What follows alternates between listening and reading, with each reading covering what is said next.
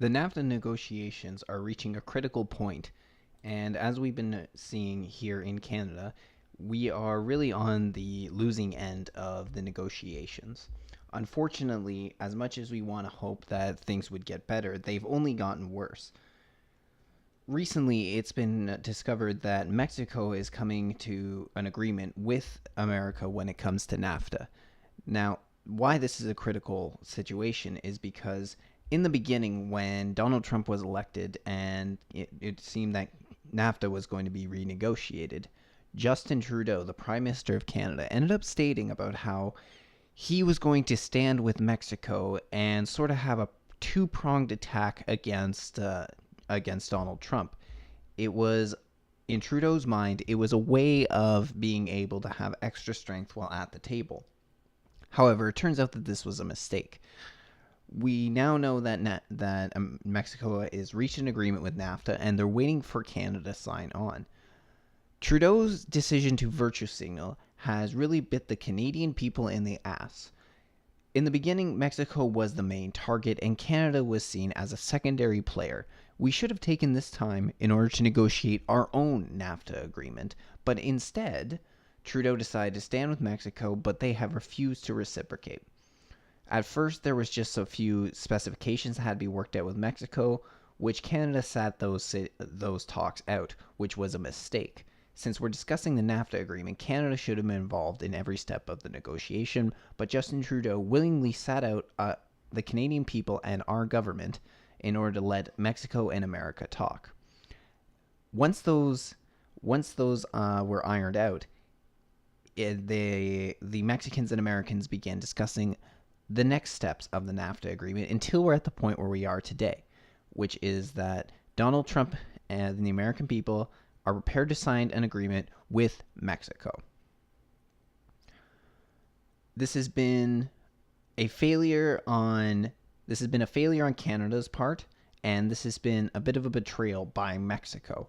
See, if Canada was willing to stand with Mexico, you would expect them to reciprocate. But the first problem that we have with this is the fact that Justin Trudeau did not make any official agreements with the Mexican government in order to stand against Donald Trump. He just announced it and expected Mexico to go along. It really is true that you don't have any real friends in the world, and you have to look out for yourself. Considering how Canada was not high on the radar at this time, we should have worked out our own NAFTA agreement and let Mexico take the brunt of it, but instead, because we waited so long, because the Trudeau government waited so long, it is now clear that we are on the losing end of this. Mexico has already worked its problems out, and now Canada and supply management is now in the mix. We are target number one for the Trump administration. And because of this, Canada really doesn't have any sort of leverage left. We're now expected to just sign on to the agreements, and we have had no say in what the NAFTA negotiations were supposed to be. Now, a free trade is actually the best way to go about this. Sure, there are some problems with free trade in the past. One that people tend to look at is whenever you're dealing with countries such as China. See, one thing about doing free trade with China is the fact that they can produce their own products at such low costs, but also at the same time at such terrible conditions for its workers. So because of this, it actually allows people to move jobs out of country and into into areas such as China, where they'll pay a penny on the dollar and also have terrible working conditions. But when we're talking about North America, especially between Canada and America, we're very similar countries, so there shouldn't be an issue when it comes to free trade. And free trade is, without a doubt, the best way that we can go about handling our situation. But one of the main problems with this is who is handling our trade negotiations on the Canadian side. We have Trudeau, who so far has been unable to make any sort of trade negotiation with anybody, and any trade negotiation that has been administered has been absolutely horrendous on the Canadian side. The one that comes to my mind has to do with our trade negotiation with India. Many people will remember Trudeau's trip to India. It was an absolute disgrace. it was an embarrassment for every single one of us. But one of the main problems that we ended up happening with India itself has a very big economy. So we were going over there to do our trades, but Justin Trudeau wanted to take the time to virtue signal and also wanted to take the time to have his own personal vacation. Now, this wouldn't have been a problem had he just dealt with business to begin with. This is actually something that Prime Minister Modi, who is the Prime Minister of India, this is what he wanted. He wanted Trudeau to show up, and he wanted to iron out a quick trade agreement and then let Trudeau do his vacation, go around India the way he wanted. But this is not what Trudeau did. Trudeau showed up in India, and he immediately started his vacation, took 5 or 6 days parading around the country, and then on the final day or two, day and a half at least, that is when he decided that he was going to meet with Prime Minister Modi. But when he met with Modi, Modi was having no time for this, and he put out an agreement that Justin Trudeau was more or less forced to sign, otherwise he would come home from India completely empty-handed. Now, this is also why there were some problems when Trudeau was in India. This is why there was no Indian official that was there to greet Trudeau when he arrived there. Another thing we were hearing about was how when Trudeau spoke very big about this idea of trade when he left to go to India, but as soon as he left, many of people in his ministry immediately tried to downplay what Canadians could expect out of this India trip. And because of it, we ended up working out a $1 billion trade deal. Now, the problem with this is $250 million comes into Canada, but $750 million goes out of Canada, which leaves us at a deficit of $500 million. It is a terrible negotiation to do, and it could have been, and a much more fair deal could have been worked out with India, but underneath the Trudeau government, he has failed us greatly. So this is what we can expect out of the Nafta negotiations. It's going to be a very bad deal for the Canadian people, and that's because we have an incompetent ass at the head. And even those who are dealing with the actual negotiation itself are no better. Before we get into them, one of the problems is because Trudeau has been using Trump as a way to garner votes for himself. He's playing up on the people who hate Trump in Canada in order to try and garner support for himself. This has been seen after the tariffs were introduced in Canada against the steel and aluminum industries. Trudeau's tried to act like he was tough, tried to talk the talk, and this did gain him support. But he never actually spoke to Trump directly, and he never actually tried to make his concerns known. Because one other area where he failed at this happened to be at the G7. The G7 was hosted in Quebec, and Trump was there, but Trudeau never spoke to Trump about any of these problems. And then when Trump left in order to go to North Korea, Trudeau took to a press conference and ended up talking about how unfair Trump was. This is something that should have been addressed while Trump was there to his face, but this is not what Trudeau did, because Trudeau is a coward. But we can't put all the blame on Justin Trudeau, because look at the people who are trying to negotiate this deal for Canada, and it's an absolute disgrace. Chrystia Freeland has been the main minister who's been engaging in negotiations with her American counterpart, and I think this interview just says it all about the type of person that we're dealing with when we talk about Chrystia Freeland. The European Trade Commissioner, Cecilia Malmström, and I call each other sisters in trade. We sign our emails hugs. We sometimes actually do that? Yes, we do. Wow. We sometimes send each other smiley faces in particularly difficult moments. And that close collaboration has been particularly important as last Thursday approached, and it started to look more and more as if the U.S. would actually go ahead and impose tariffs on steel and aluminum exports from its closest allies. So we were able to coordinate very closely with the Europeans. The lists, the retaliation lists that we announced were built in close collaboration. The timing of the retaliation was part of a very close collaborative discussion, and that makes our impact stronger, and that's a great thing. Now, first of all, it is worth It is worth bringing up whether the Americans My feet sweating right now. Let me say hey to Alexis. I want to get off, bro. Sorry about that. That was kind of funny. So first things first, it is worth bringing up whether the Americans actually consider Canada its closest ally. Now, I personally would feel great to consider America Canada's closest ally, although definitely Britain is another close ally of Canada. But is this the way the Americans feel when it comes to trade, when it comes to engaging in war? Is this how the Americans feel? Now, I'm not a guy that supports war in pretty much any situation, except unless it has to do with defending oneself, and perhaps in a few extreme situations when it causes for intervening. But all in all, I don't consider myself a warmonger or anything of the sort. However, does America and the American people consider Canada its closest ally? That's worth bringing up. But if we listen to what Chrystia Freeland said in that interview, it was embarrassing. Nothing short of embarrassing. The fact that she has to call herself Sisters in Trade and send smiley faces to this foreign delegate is absolutely embarrassing. That she actually came out publicly to say this. This is not the way you engage in negotiations. It's not the way you engage in business. But they're making the situation even worse, because what has been announced recently is that they are... Where was that? Here it is. So as we can see here, it is saying that that unions are now getting involved with the trade negotiations with America. Union leaders say they have unprecedented involvement in trade renegotiation process. This Labor Day, union groups are making what they see as a milestone in their movement, new clout in the Nafta talks that have unfolded over the past year.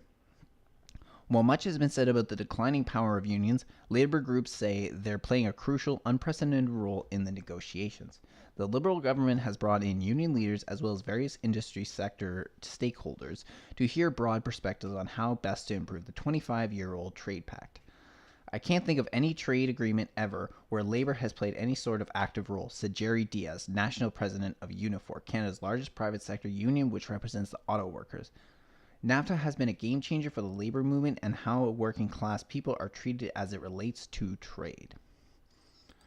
Now, this is actually a very important thing that is said here. He says, I can't think of any trade negotiation ever where laborers have played any sort of active role.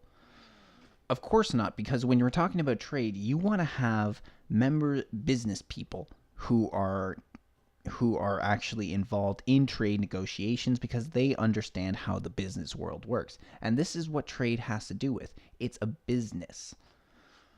But they're bringing in the labor unions, and the unions represent the working people. But but the problem with this is when we're talking about bringing in the unions is the fact that unions generally they tend to go against the idea of a business.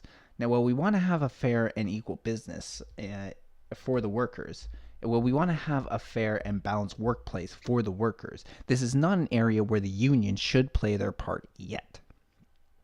The unions are involved in their specific industries, but they shouldn't be involved in the actual trade negotiations themselves. That's actually part of the problem that's the big difference between Canada and America right now. We're bringing in union heads in order to do this, and they did say that it was they said they're also industry sector stakeholders, but I find that industry sector leaders and business owners would be better than just the stakeholders themselves. And this is why NAFTA is failing, because as has even been stated before, that the U.S. has cited that Trudeau's progressive agenda is a barrier to the progress in NAFTA, and this is one of the main reasons that Canada has been so terrible at securing any sort of trade negotiation. I mean, this is why we couldn't make a deal with India. This is why Trudeau has come back empty-handed from China once or twice. This is why TPP was such a terrible negotiation when it came to Canada. Canada has, for the last few years, has really been the thorn in the side of other nations when it comes to trade, because Trudeau wants to push his progressive agenda, which has to do with gender equality, which has to do with indigenous rights, workers' rights, and all sorts of things. Now, I'm not against workers' rights, and I don't think most people are. We are the workers. Most people who are listening to this, we're not business owners. We're workers. We want to have our rights in the industry, but you cannot have your rights in the industry if you don't at first have the actual trade, if you don't have the industry itself. And because of this, our economy has been going down and down and down and down, despite the fact that people like Bill Morneau, our finance minister, and Trudeau, and many others inside of his cabinet, despite the fact they like to talk about how we are in fact seeing the lowest amount of unemployed people, this is not particularly true, because we've been seeing a lot of full-time jobs disappearing. We've been seeing a lot of private sector jobs disappearing, and now there's a lot of part-time work out there and a lot of government jobs that are out there. The public sector cannot stand up on its own. The private sector is the foundation of your economy. If the private sector does well, then your economy does well, and then the public sector can do well. But if you're relying completely on the public sector, you're going to fail as a nation. And I'm not even somebody that is that great at economics, but I know that for a fact.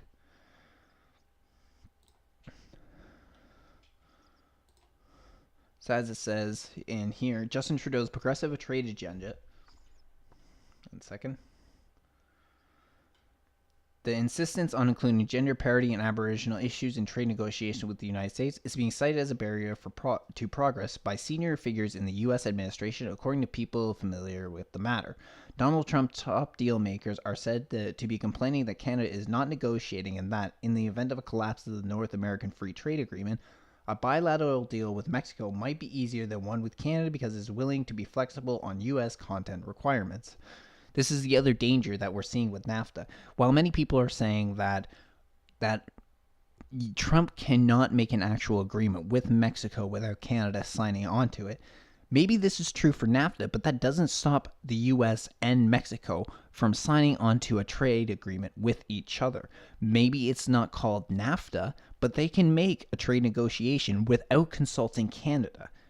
And this is what we're probably going to see if we don't come to some sort of consensus right now. Now, despite this, there have been some things that we're seeing on both sides. We've seen before. There was a deadline just this past Friday that was supposed to be where Canada was supposed to sign on. That ended up getting pushed back until this Wednesday, which will be the 5th of September. We'll see if that's the official deadline too. But this is something Canada has dealt with before. This is actually something Canada dealt with last time when we were. This is actually something we dealt with last time when we were originally negotiating NAFTA in the 1990s. Is that there were Americans saying that there was this deadline, but then they push it back. It's just a lot of big talk in order to try and get Canada to sign on. But sooner or later, that deadline will come, and if there's no agreement discussed with Canada, then we're going to be in a whole lot of trouble, because we cannot stand toe-to-toe when it comes to trade war with America. We can put our tariffs on the American industries, but if the Americans put their tariffs on Canadian industries, we will fall a lot faster than the Americans. We don't have the population, and we don't have the resources that America has in order to sustain ourselves. America, while not completely a self-sustaining country, is probably one of the countries that is closest to being self-sustaining. So they will be able to weather the storm a lot better than we will. And I don't know if maybe this is perhaps true, but I came across this just recently from BehindTheNumbers.ca, which says that Trudeau's government quietly ditches its progressive trade agenda. If this is true, then that's actually a good thing, because we need a free trade agreement, a pure free trade agreement, and free trade is the best way to go about things. Even though Justin Trudeau has been standing behind the the supply management and our farmers, even though the conservative leader, Andrew Scheer, stands with supply management and our farmers. The one thing about it is that the supply management is not a subsidy, but it is a quota system, which only allows a certain amount of dairy products to be produced, pretty much whatever is necessary for the population in order for the population to I want to say survive, but that's not the right word I'm thinking of. It only produces enough that the population needs in order to get by. But because of this, it is price fixing, and this price is actually higher than what we could get if we were in a free trade negotiation. This quota system that is put in place means that every time you go to the grocery store to go get your products, whether that happens to be milk or that happens to be eggs or cream or any other sort of dairy product, there's going to be less fluctuation in the prices, but you're going to pay more every time. At least where I live, I don't know about the rest of the people who end up listening to this. Where I live, milk is about $5 for a bag.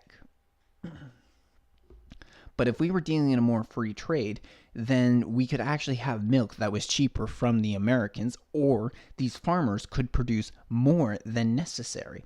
This is some of the problems that we end up having when it comes to supply management, is that any farmer that ends up producing more has to dump it out, has to throw it away. If that happens to be milk, they got to dump it because they have a quota in order to meet. It also makes it a lot more difficult for new farmers to get into the industry because they have to pay into this quota to begin with, which means it could cost them, depending on how many cows they have, upwards of $250,000. I can't remember off the top of my head what exactly the quota is for each cow, but this is what has to be paid. I understand the idea of standing with your farmers, but we're talking about a very small group of people right now that is being protected, and in return, we are sacrificing not only the well-being of all Canadians, but the well-beings of people in industries that hire on a lot more people. The steel, the aluminum industry, in Canada, they hire on a lot more people than these farms do. And on top of that, we're facing threats that our auto industry might have tariffs put on it. This is another big industry for Canada. So it's going to be a problem. Now, some people have said in the past that one of the things about this is that a lot of the products that we use in order to build the parts for cars in Canada come from America. But again, they'll be able to weather that storm more than Canada will. If we go down this way and we have huge subsidies placed on Canadian auto industry, we're going to see entire factories shut down. We're going to see thousands of people out of work. This is the dangers of the game that Trudeau is playing. And why is Trudeau playing it?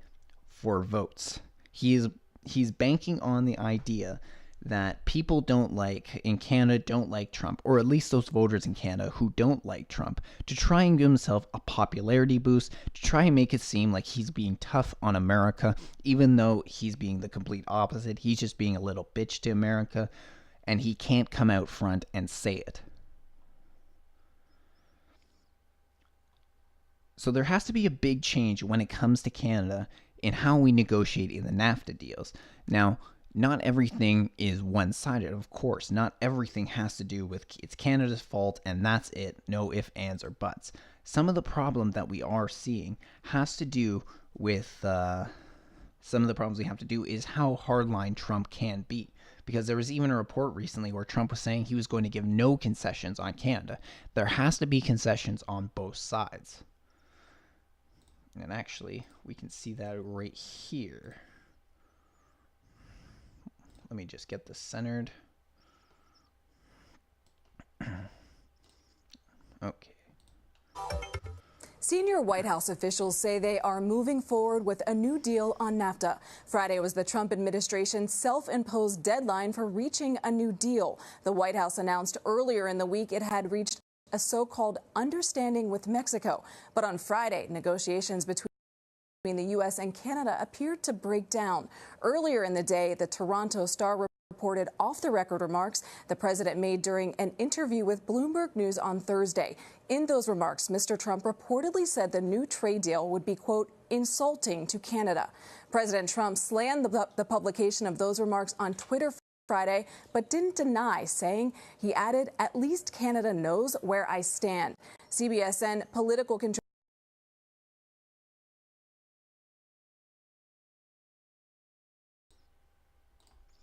So that's the point we're at right now. So on the Trump side, there has to be concession because you cannot completely go one-sided and make no concessions and expect a trade deal to go through. It's just not the way that it works in negotiation, and Trump knows that. But I think he's trying to play the hard line. He's trying to play just a hard bastard right now, and that's why he's saying that there's going to be no concession with Canada. I believe that there actually will be some concession eventually, but there has to be some change in the way that the Trudeau government does business. The other thing is Trump says many times that a lot of these countries have taken advantage of the American people and how that's not fair. But then that is also at the same time on the fault of the Americans, not necessarily on Trump, but the Americans, because it would be previous administrations that negotiated these deals, but they did not put these but they apparently didn't work out a good enough deal with other countries, where so many ended up taking advantage of America and leading to such high deficit when it comes to the American part.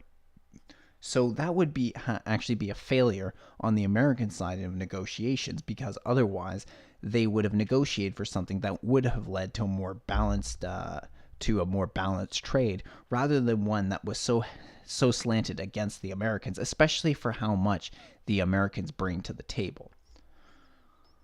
So we'll end up seeing what comes out of these NAFTA negotiations. We'll end up seeing if we can reach a deal. But right now, it's not looking good for Canada. And while people can put some blame on the Americans and Trump for their stance they're taking, I hate to say it, most of the blame comes out of the inability of the Trudeau government to negotiate with the Americans. We could have solved this a long time ago. Trudeau just had to put his pride aside, and he just had to try and deal in what NAFTA truly is, which is a free trade negotiation.